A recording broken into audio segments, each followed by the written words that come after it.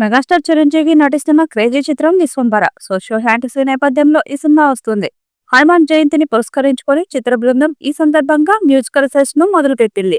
ప్రముఖ సంగీత దర్శకుడు ఎంఎం కీరవాణి స్వరాలు సమకూర్చిన ఫస్ట్ సింగిల్ రామరామ పాటను విడుదల చేశారు. ఈ పాటలోని మ్యూజిక్ బీట్ ఇప్పటికే అభిమానుల్లో పాజిటివ్ వైబ్స్ ను రేకెత్తిస్తుంది.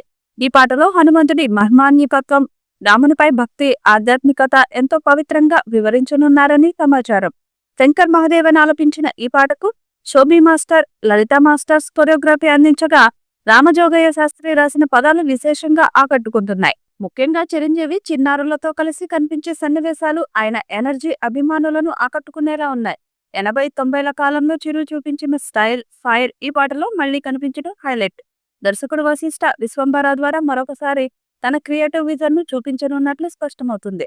ఆయన గత చిత్రం బింబిసార ద్వారా సృష్టించిన మైథికల్ యూనివర్స్ ఇప్పుడు ఈ సినిమాలో మరింత విస్తృతంగా ఉండనుందనే భావన వస్తుంది. విశ్వంభర సినిమా మేకింగ్ లో ఉన్న గ్రాండ్నెస్, చిరంజీవిలు, కీరవాణి మ్యూజిక్ అన్ని కలిసి ఈ ప్రాజెక్టును చిరు కెరీర్ లోనే అత్యంత ప్రతిష్టాత్మక చిత్రంగా నిలిపే అవకాశాలు కనిపిస్తున్నాయి. రామరామ పాట విడుదలతో సినిమాపై హైప్ నెలకొంది. ఇక ఈ సినిమాను యువి క్రియేషన్స్ బ్యానర్ పై వంశీ కృష్ణారెడ్డి, ప్రమోద్ ఉప్పలపాటి భారీ బడ్జెట్ తో నిర్మిస్తున్నారు.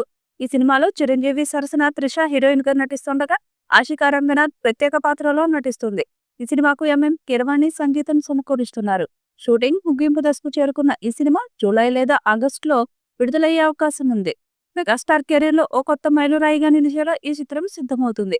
మానవ జీవితానికి, ఆధ్యాత్మికతకి, సమాజానికి సంబంధించిన అంశాలను కలిపే ఒక శక్తివంతమైన సోషియో ఫ్యాంటసీ థీమ్ ఈ చిత్రం సమర్పించనుందని సమాచారం.